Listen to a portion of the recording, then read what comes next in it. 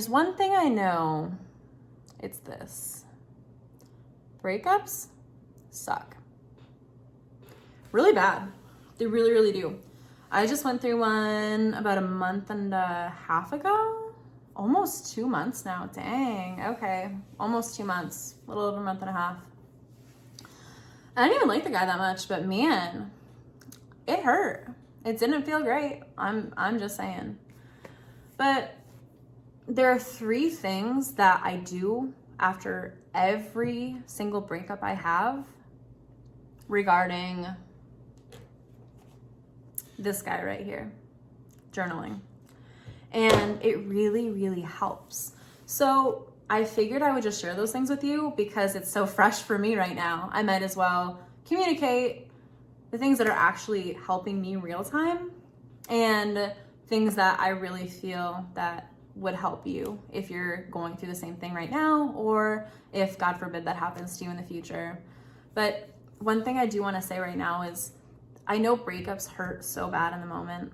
And like I say, God forbid, but sometimes you're being saved from something bad and you're being saved for something better. So always understand that there will always be something good waiting for you at the end of anything bad. There just will. So I know it hurts right now. It still sucks for me some days, but it's only up from there. It's all good things. Okay, so this is 3 breakup journal entries that you always have to do after any breakup. The first, the day that you guys break up, I need you to grab that journal. I've been watching a lot of SpongeBob apparently. I haven't, but I do love those memes. I love that show too, but I love the memes. Anyway, I need you to grab that journal. And the first entry I need you to do the day of the breakup is write down every single thing that you did not like about that relationship. And by that relationship, I also mean him or them or her or whomever, but I specifically am speaking to ladies dating men. That's just my audience that I'm probably speaking to. But hey, if it applies to you, please, I would love for that to happen. If it applies to you, that's great. So yeah, write down all of the things that you could not stand about the relationship, because there's probably a lot. And the thing that we tend to do when we're rejected is romanticize what happened, what was. You're not gonna think of how bad his feet smelled when you guys were on the couch once he just breaks up with you. You're gonna be thinking, oh, he was so cute. Oh, he bought me food sometimes. Well, like sometimes, like once every 2 months. Dang, that should be added to my list of things that I didn't like. See what I'm saying? You know, when you get comfortable with someone, we let a lot of stuff slide. We let a lot of stuff go that really actually bothers us. And we just let these like rose-colored glasses shade what we really want or feel or think. And now that breakup is a chance to look at things without blinders on and say, you know, as much as I tolerated his sister, I'm not a big fan. Is that a big loss? Not really. Oh, that's a cat. That's Mia. Hello, Mia. So please make that list, and then I want you to do what I always want you to do when we're journaling. Put that date up in the top right corner so you know when you wrote it, and you can go back and look at the progress you've made as you go forward. And maybe you'll do a few of those lists as you keep adding. Always put the date. It's just really, really fun to look back, you know, a week, 2 weeks, 3 months from that date and say, man, like I've really grown since I started journaling right after that breakup. I was a mess back then. I am killing it now. And this new guy is way hotter and makes more money and all the things. Not that that's important, but in this hypothetical example, it was important. Okay. Now, that second journal entry that you need to do after every single breakup is this. I talked about it in another video, but it's so important and you should do this as often as possible. You need to just vent. You need to put that pen to paper, and It's called a brain dump. You're basically dumping everything in here onto that paper so that you don't sit there and ruminate in your mind over it, because when it sits up here, it's just gonna keep spinning. It's gonna keep spinning and spinning and spinning and spinning, and it's not gonna go anywhere, and different outcomes and possibilities are going to happen and stay and stagnate, and it's gonna be yucky and it's gonna be weird. Instead of keeping that up here, we wanna get it onto the page. So do that. You're gonna press your pen to the paper and you're just gonna keep writing unconsciously, and just whatever's on your mind might not even make any sense sometimes. You might not be using full sentences, but you're gonna write at least one page front and back continuously, at least in one session. You're gonna date the top of that page so you can go back and look at what was on your mind at that day. I would say do that every single day until you start to feel better after the breakup. Every single day. You might want to do it a bunch of times a day. What I would recommend is anytime that you want to reach out to them, do this exercise. Tell them what you want to tell them on the page instead of actually telling them, because that's, again, a whole different video. You don't want to tell them anything. As far as they're concerned, you are living your best life and you are fine. They don't get to know. They lost access to you. They broke up with you. They don't get anything. You're happy. You're fine. You're good. Yeah. Okay. Bye. Like, you left me. Cool. I'm cool. I'm good. This paper, me and this paper. Yeah, we're good. We're working through this ourselves. We don't need you. Thanks. That's what we're doing. Write it out. Don't keep it in your head. Do that brain dump, get everything out of your head onto that paper, and then go back and reread your progress after a few weeks. You'll be like, man, I've improved. It's incredible to see just in that little short amount of time when you feel like you're gonna die right after a breakup to that 2 or 3 weeks after you've detoxed some of the crap of that relationship and have started to like get back into who you are as a person. That growth is so evident when you put it on paper, and it feels really, really good, especially when you combine it with that first journal entry when you realize that you didn't even like his sister that much. Know what I'm saying? Now, the third one's my favorite. The third journal entry that you should write after every breakup is this.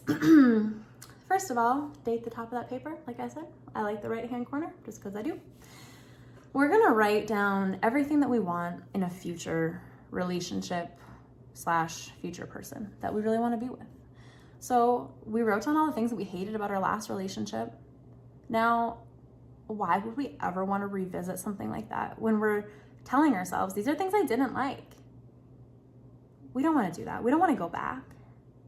So let's figure out a way to move forward. Let's get these things, what are they called? Standards?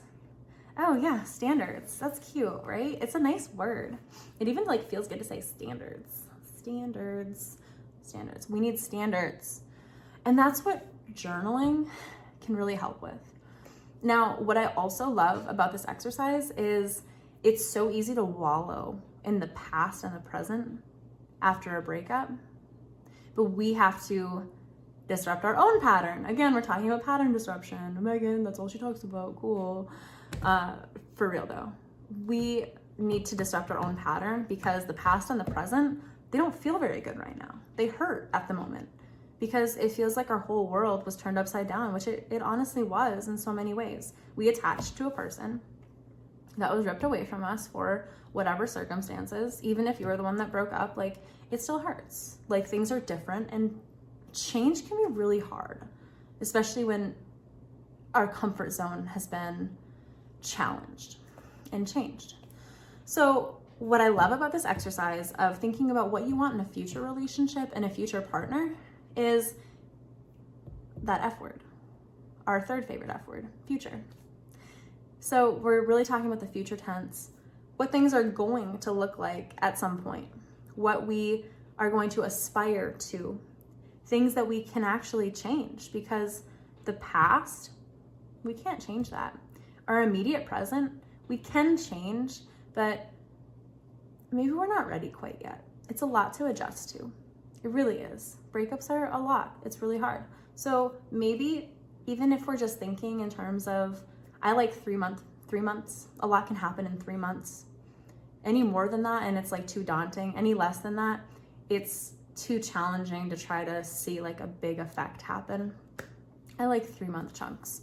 So what can we start looking for in maybe 3 months? What's going to be different in our world, and how can we poise ourselves as individuals to be ready for X kind of relationship that we're actually looking for? We may not be ready to date in 3 months, but the little changes that we can start to make on ourselves will open us up to bigger and better things and help us attract the kind of future partner that we want. So what does that future relationship look like for you? Like, is he a farmer? Does he like the great outdoors? Is he a city boy? Does he go to church? Does he like his mom? Does he have a cute dad? I don't know. You can do whatever you want. It's your journal. I'm not judging you. Does he like tacos? If he doesn't like tacos, I don't want to date him. But if you go, by all means, go for it, because I don't need that kind of negativity in my life. This body was built off tacos. Does he drink? Does he drink much? Does he go out a lot? Does he have a lot of friends? What does he like to do for fun? Does he hunt? Does he fish? Does he like to travel? Does he get anxiety when he's in new places? Does he like to stay in on Saturday nights? Does he like to dance? Does he like to go to live music? Does he like to go camping? Like, for real, this is like what you can start thinking about that you really want. And I don't want you to get like grass is greener syndrome where nobody's good enough ever, because I sometimes like dip into that myself, and I worry about that with myself a little bit right now, because I'm pretty happy being single at the moment, especially after that bad breakup. I don't want anyone right now, and nobody's gonna be good enough for a while until I'm really ready to be in something. And I'm sure you're kind of feeling like that too, because we as strong, independent, beautiful women with a lot to offer, we don't want to just dive into a rebound. That's not what we're looking for. We're high value women. We rise above that. Your ex-partner might do that. That's cool. That's cute. She's not going to be anything like us. That's fine. You'll never find another us. We're fantastic. We're great. But we don't do that. We feel the feelings. It's hard. It hurts. But we come out so much better in the end. And people that just dive into another rebound because they are afraid to feel their emotions, they're not winning anything. And they're gonna repeat the same damn process every single time, because they're going to seek that validation from other people and seek that good feeling from other people, whereas we're learning how to get that from ourselves. And who's the stronger person in that situation? It's us. So like I said, here are the 3 journal entries that you need to do after every single breakup. First, make a list of all the things that you didn't like about the relationship, didn't like about him. Second, you need to do that brain dump as much as possible, as much as you need to without going crazy, or to keep yourself from going crazy and contacting that person that you just broke up with. And then you need to make a list of all of the things that you want to see in a future partner, future relationship. And on top of that, with that last one, make like a list of the top 10 that you're looking for. And then from the top 10, narrow it down to the top 5. And I'm not saying that you even have to, skimp on any of those things, but chances are someone's not going to have every single thing that you want. What are the things that you're willing to actually compromise on or give up if they're a great guy? But it's great to have those few non-negotiables. You have to. I would say have between 3 to 5 absolute non-negotiables. And then don't negotiate, because you don't have to. There's a lot of people in this world. It only takes one to find your future partner for life. It only takes one. The other thing is, those lists, both of those lists, all of those journal entries, including the second one, which is not a list, it's an actual, set of paragraphs, whatever, they really help you avoid red flags in the future, because you're actively identifying the things that you did not like, and you're actively identifying the things that you do like. so you can realize when you're compromising on your standards and you can get out early before you're attached. And that's something that I've done recently. And oh boy, it has served me well. It has served me well. And if I had listened to myself better and my red flags, I would have never gotten into this last relationship that I'm still recovering from, because the red flags were there and I wasn't happy, but I let myself get attached even though I knew it wasn't right. So don't make the same mistakes that I made. Don't do that. I'm telling you right now, help yourself, and I will help you help yourself because I care about you guys. So anyway, my name is Megan Summer. If you enjoyed this video, hit the subscribe button so you can get all of my future videos and notifications for them. And if there's like a question that's on your mind, just drop it in the comments and I'll consider doing a video on your question. And again, thanks so much for watching. Love you guys. Sorry you're going through a breakup, but I'm here for you, and so are all of your other friends. So we love you.